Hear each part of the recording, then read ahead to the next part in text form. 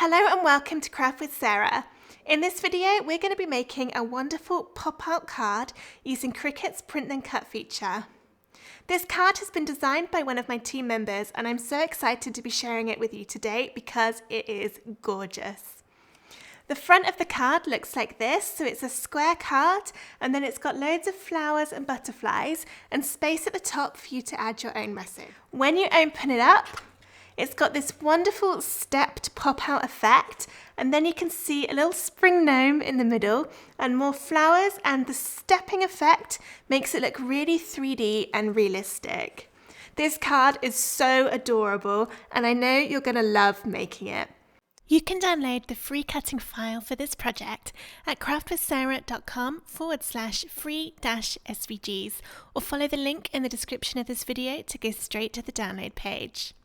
The download comes in a zip folder and you need to unzip this before you can upload the files into Cricut Design Space. After you've unzipped the folder, you'll see that you've got these files. There's another folder within called Files to Upload. There is a file called Important Design Space Instructions, and I recommend reading that before you do anything else, but it will contain the same information that is in this video, so you can either keep watching the video or read what's in the PDF document.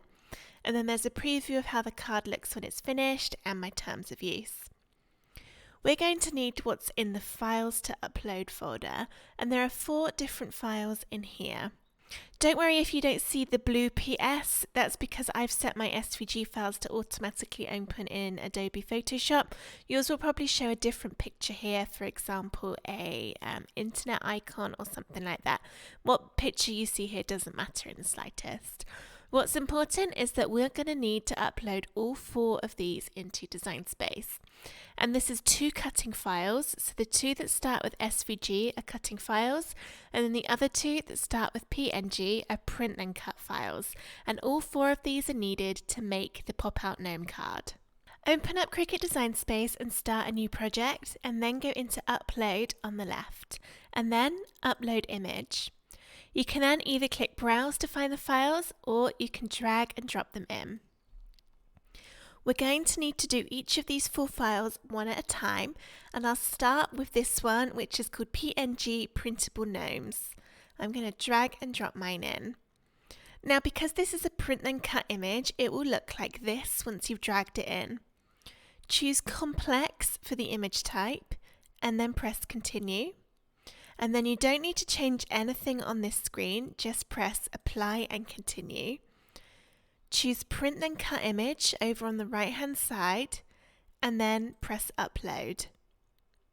It might take a little while because it's quite a big file, but now we've got that one ready, we can go and start the next one. So press Upload Image, and then I'm going to drag the next one in, which is this sky image, and it's the same thing, so choose Complex, press Continue. You don't need to change anything on this page, just press Apply and Continue. Choose Print Then Cut Image, and then Upload. And now we've got the 2 SVG files to go, so press Upload Image once more. I'm going to drag in my first SVG, which is the one called SVG Base Card Gnomes. And that looks like this, just with a rectangle, so that's fine. Press Upload.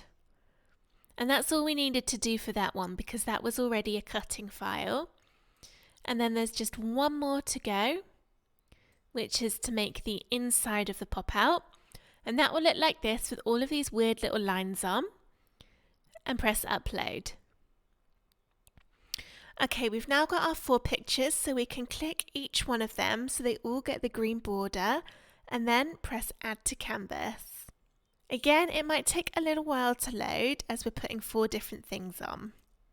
Now you can see what's happened here is that the print then cut images have come in really, really big. They're way bigger than our card.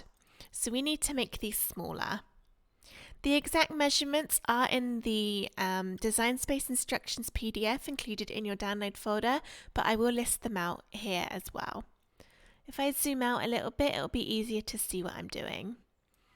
So first I'll resize the clouds. So click on the clouds image, and then in the width box at the top, you want to make it 4.5 inches wide and then press return on your keyboard, and the height should change in proportion to make it 9.25 inches tall. If it doesn't, then make sure that your padlock icon is closed when you do the resizing. If it's open, then just click it to close it. And then for the other print then cut image, I'm going to resize this one. So this time I'm going to make the width 6.75 inches. Press enter on the keyboard and the height will change to 9.25. And these are now the correct size, but we're still not ready to start cutting yet. We need to do all of these lines on this white piece on the clouds and not on this rectangle. And that's because the clouds picture is what's going to be stuck to the inside of the card. And that's what's going to have all of the little pop-out bits that will then glue the flowers onto. Click on the clouds picture on your screen and then press the Shift key on your keyboard and choose the white rectangle. We've now got both of these selected. Go into Align and then Center, and that will put them exactly one on top of the other. At this point, it's a good idea to check that the white rectangle actually is the right size. I'm just going to click it. It should be 4.5 inches wide and 9.25 inches tall, which it is, so that's fine. I don't need to change that. If yours had loaded in at a different size, make sure you change it to 4.5 by 9.25 before you do the alignment with the clouds. Now that I know my white rectangle is the same size as the clouds underneath, it's time to start doing a little bit of clever formatting.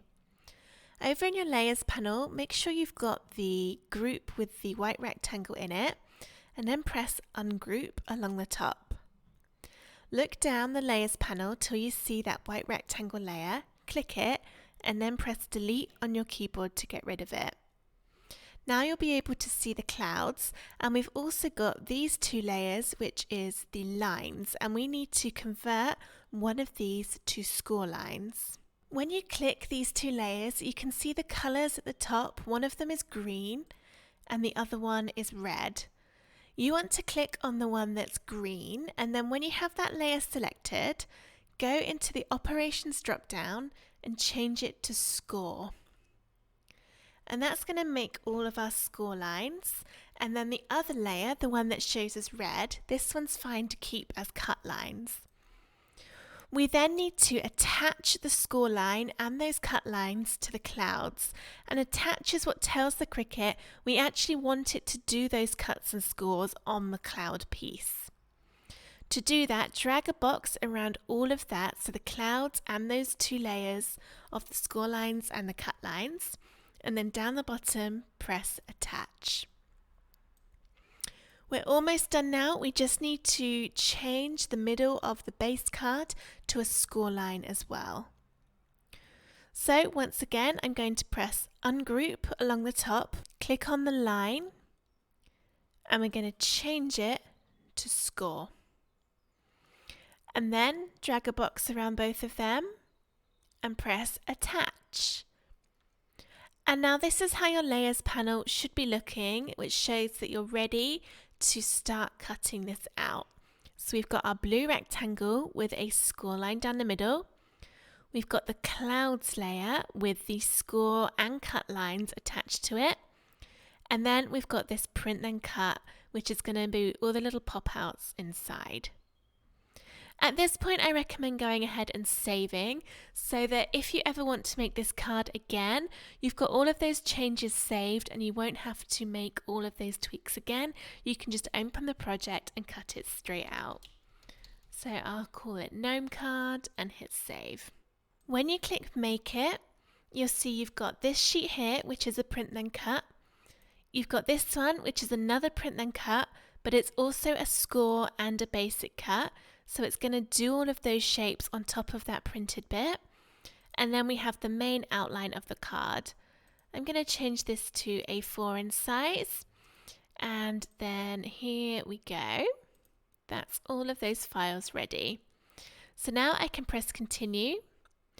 And it's going to complain because I don't actually have my Cricut plugged into this computer. But what I wanted to show you on this one was how the center printer button works. You'll need to do this for both of those print and cut layers. So click on Center Printer, and you might find that the picture looks really weird, so you can see it's all cut up and in random places. Don't worry about that, it's just a little bug with Cricut. If you close that window and then click Center Printer again, you'll probably find that it now looks correct. But even if you were to print with it all looking funky, it should still print absolutely fine. Choose your printer in the box here, and then make sure Add Bleed is turned on, so the little green box should be green. And then under Use System Dialog, you want to turn that on as well. And that means we can use your printer settings to get a higher quality print. Make sure your printer's turned on and that you've loaded the material you're going to print on. I'm using glossy photo paper, but cardstock would also be good. You want to use something that's quite thick because otherwise your card will be really flimsy and it won't quite pop out quite right. So photo paper or cardstock, that is going to be the best things to use. Okay, so now when I click print, it's going to open my printer settings, and this will look different depending on what kind of computer you're using and what kind of printer you've got. But what you can do is go into your preferences, change your media type. So I'm going to choose glossy photo paper because that's what I'm using. And then this is the important bit. Find wherever it sets your print quality and change it to the highest setting it will let you choose. That means you'll get a much better print and it will look so much prettier when it's all done and printed out.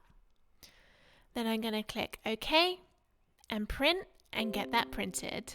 Here are what my two pieces look like now that they've been printed, and now you can see what I mean about that black border, and you probably won't be able to see what I was talking about with the edges having the little extra bit of colour around. You can kind of see it best on that watering can. It's got that dark outline around it. That didn't really focus very well, so if you can't see what I'm talking about, that's fine. It doesn't matter. It just means that it's going to cut out nice and cleanly. With the clouds, you see that it doesn't actually have any of those lines printed on it in the middle, and that's good. That's because we didn't actually want those printed. They're going to be cut and they're going to be scored, but we didn't need the lines to actually be visible in the printout itself. So now I've got these two, it's time to jump back to the Cricut and get everything cut out. I'm now using a different computer, so I'm going to click I've already printed and then choose heavy cardstock as my setting. It's asking me to load in the double scoring wheel, so let's open up the B clamp. And this is actually the single scoring wheel, but Cricut doesn't know the difference when you put it in. So I'm going to load this one in, so just slide it in and then close the clamps around it. You can then load your material and press the flashing button for it to go. And because this has a print and cut element, the first thing it's going to do is put on the little light once it's fed your mat through and read those black lines around the edge of the paper. So what it's doing is it's scanning these to learn where the lines are so it knows where it needs to score.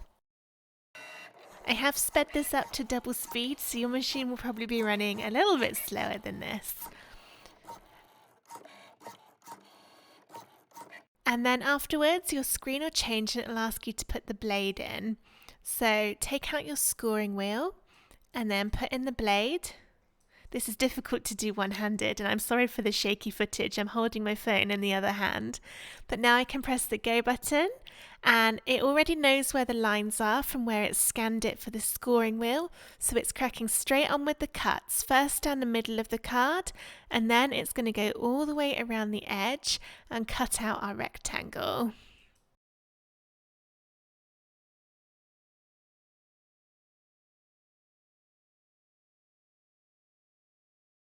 When you go to take your sheets off of your mat, rather than pulling the paper away from the mat, which can cause it to curl up, instead turn your mat upside down if you can pick it up, and instead gently bend your mat away from the cardstock and use your hand to keep the pieces flat against your work surface.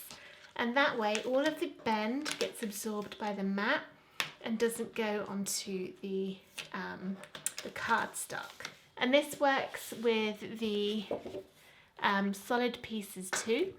So let's turn it upside down. Just a gentle bend, don't fold it, otherwise you might break your mat. But now that's perfectly flat. So let's see what we've got. We've got our card base here.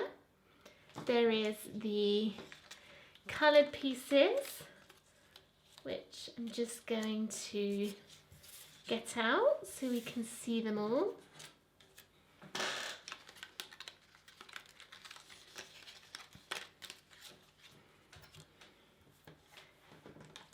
And the card front. Not really putting these in shot, am I? That's not very helpful. And then finally there is the cloud piece.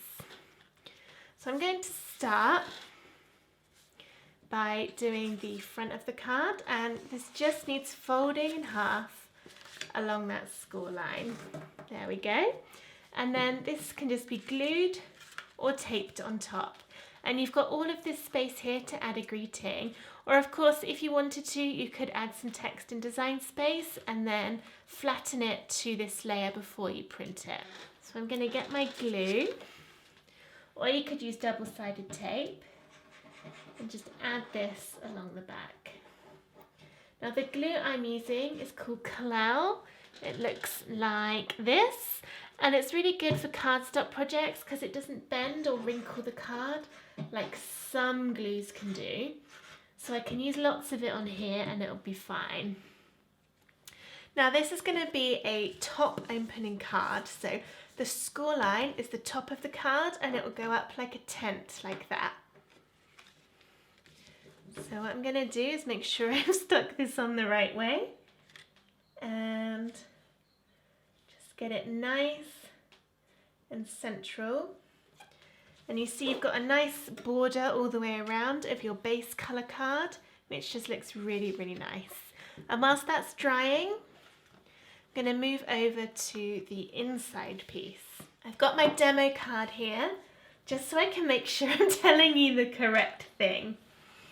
Okay, so I'm going to start with the line right at the top, this little one, and that's going to fold as a valley fold. So downwards to make a V. And you might need to score some of these a little bit deeper if your Cricut hasn't quite done it enough.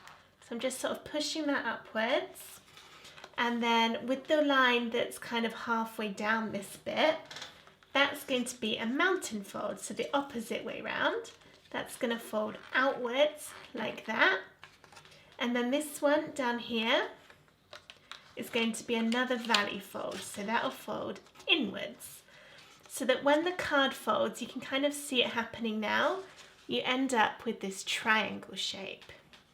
So I've done that a little bit. I'm not going to close the whole thing yet because I don't want to affect any of the others. So now we'll do these two horizontal lines, that one and that one. And these are going to be valley folds too. So I'm just going to gently bend the card along those lines to get the fold started. There we go. You can see that middle bit's really popping out already.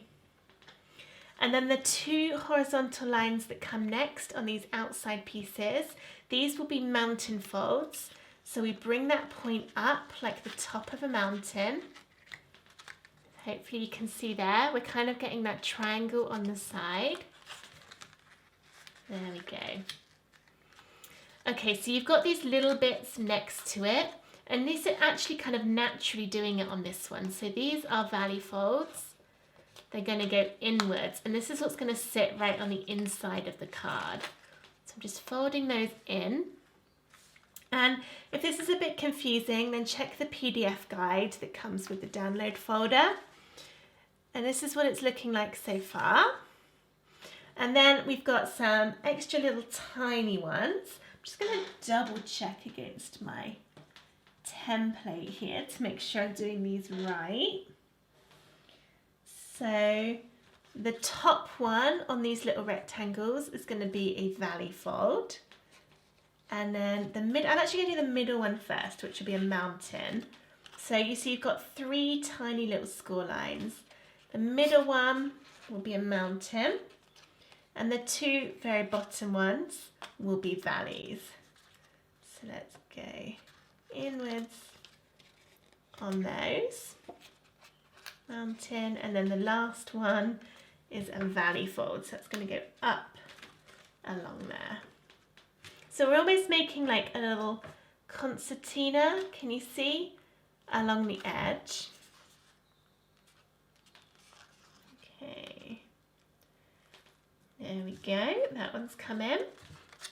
And then we've got these 2 lines left along here, and it's already kind of naturally done it. These will be valley folds too. So now we've kind of got this, our pop out is almost there, but I'm going to slowly close the card, and that's going to get all of the folds nice and crisp, and also just double check that everything is coming in like it should. So this is what it looks like when it's folded, and you can see how it's all going to fold flat when it sits inside the card. I'll just turn it over and push down against those lines on this side too to make sure they've got a really good fold on them.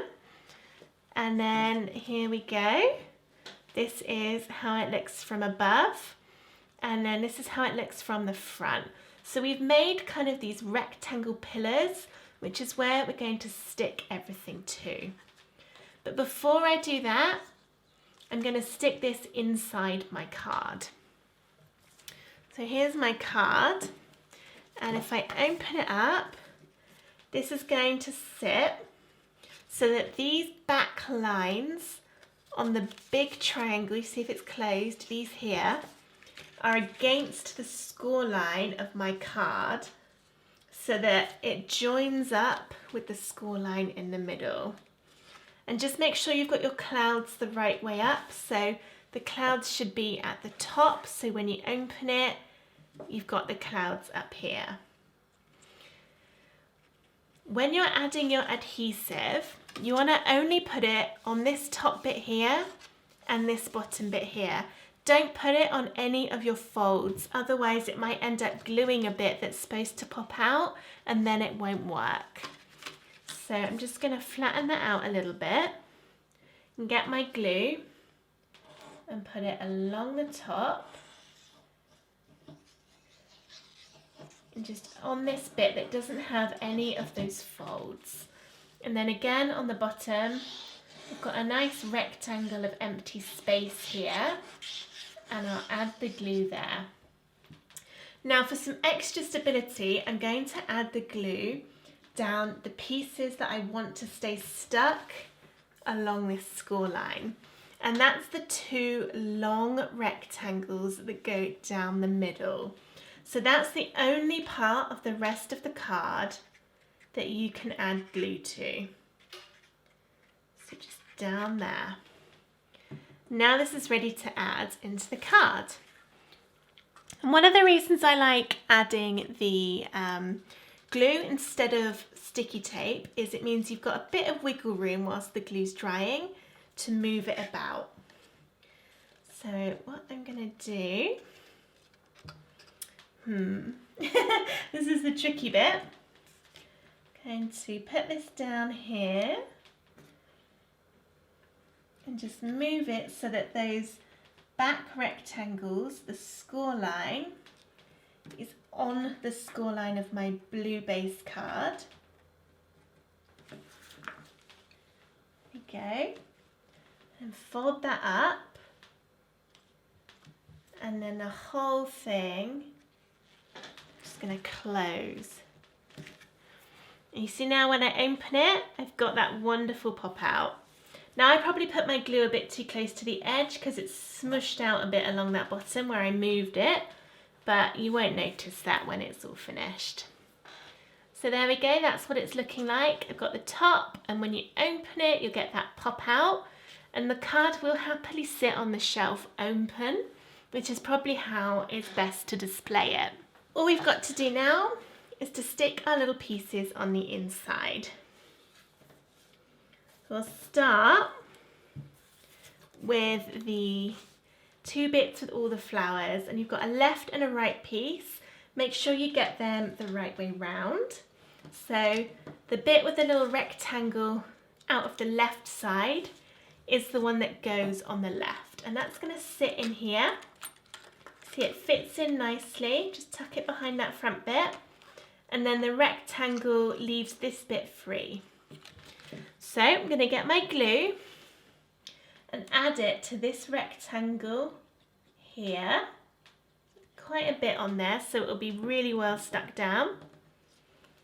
And then tuck that around so that it sits on the glue. And it'll overhang a little bit, but that's okay. Just make sure it doesn't go over the edge of the card when it's shut, otherwise it will look a bit messy. So I'm going to leave that there, let that dry. Might actually do that so that it's got gravity on its side, and then do the other side. So glue on there. And the same thing, only reversed. So this time, I'm going to put that one on there. Just wait for that glue to dry. We've also got the 2 bits for the front, and these go on top of the little tabs here. So just add some glue, and you want quite a lot on these because this is the only part that's going to attach those front bits. And they are quite long. So on these ones, the bit that's more curved is the one that's against the edge. So I'm gonna put that one on there. And again, you just want to make sure it's not going to overhang your card. And then the other one. There we go. And I can leave that to dry. And then on the front, you can choose whether you want to add the male gnome on there or the female gnome. So it's completely up to you which one you want to use. I think I'll do the male gnome. So I'm just going to check how far up he comes. He does actually cover it all, so I can add my glue along this. There we are. And then line him up. So I'm pushing him down so that when it's stood up, let's just carefully do it, he's going to be touching the bottom of the white. Okay. I'm just going to leave that upside down for a couple of minutes for the glue to dry, with gravity holding it all nicely into place before I start opening and closing it, just because I don't want to ruin any of it by moving it before that glue is dry. My card's all dry now, so I'm just going to close it up just to make sure it's all still folding flat, which it is beautifully. And then when you open it up, you get this wonderful pop out of the little gnome. It's so cute. And you've got all this space at the bottom to write your message. Or if you'd prefer, you could, of course, write your message on the back. So I'm going to keep this nice and clear for when I decide what it's going to be for, and then I can add like a happy birthday or something on there. And then I've got my Mrs. Gnome here, and I think, you know, I don't want her to go to waste. So what I'm going to do is just get some 3D foam pads and put them on the back of her and add her to the front with all these other flowers. There we go. Let's peel the backs off of these foam squares. And then I'll stick her over this side. There we go. So now that front's just got a little bit of depth and I'm not wasting that gnome. Just going to do the pop out one more time. Ta-da! Look at all of that. Very, very cute. Now what you might want to do, because this card's a bit of a funny size, is add an envelope. And I've added an envelope SVG into your download folder. And I've already uploaded mine here, so you can see I'm just putting it onto the screen. This will load in small by default, so we need to make it the correct size. Hide all of the print then cut layers by clicking the little eye next to them, and then check the size of your card. So mine's 5 inches wide, and then hide that base card too. Go into shapes and choose a square and make it 5 inches, and this will be the size of our finished card. So now we can put that on top of the envelope template and resize the envelope bigger so that that red square is slightly bigger than the grey one. And the reason we're making it slightly bigger is so that there'll be room to put the card in with all of our layers that we've got, and also the width of the pop out. Delete the square when you're done, and then click on the envelope and press ungroup. Look down and you can see how this is going to be made with the 4 flaps, and then we have this mini group with the red square in it. Change the red square to a score layer, and then in the layers panel click that mini group with the now score line and the white layer underneath, and then down the bottom press attach so that the score lines will happen on that base piece. If you want to, you can then drag that down to the bottom of the envelope flaps just so it all looks right. And then that's ready to cut out. So click make it, and here is how it will look. It's split it onto 2 sheets. I'm going to change it to A4. You can see this is all the different shapes. When it's cut out, turn the main piece upside down and fold upwards along all of those score lines to make 4 little flaps. Then take some glue or double-sided tape, and working one at a time, go down each flap and stick on one of the envelope sides. These are all the same size, so it doesn't matter which one you put on which side. And the reason that the SVG for the envelope is done with the flaps separate is so that it actually works out that you can cut it on your Cricut machine and it won't get larger than your normal cutting papers. To stick it down, first put a tiny little bit of glue on the corner of one of the flaps, and then fold down the opposite side and glue it so that those two will be connected. If you're using glue, you might need to hold it down until that glue is dry. Next, we're going to fold up the bottom piece. So run your glue along the very edge of the 2 flaps we've already done. Make sure you don't go too far up, otherwise you'll see the glue. And then put a bit over where the 2 bits already join. And when you fold that up, you can see that it meets perfectly at that point. So this is now looking like an envelope, and when it's all dry, just double check your card will fit. It should do because we resized it in Design Space. And then when you're ready to send it, fold down that top flap and either glue it shut or use some washi tape or something to get it closed. And here is your envelope. So I hope you've enjoyed this tutorial on how to make a print and cut gnome card with your Cricut machine. If you did, please give the video a thumbs up using the little buttons underneath, and subscribe to my YouTube channel for loads more Cricut and card making tutorials. Thank you for watching. Bye!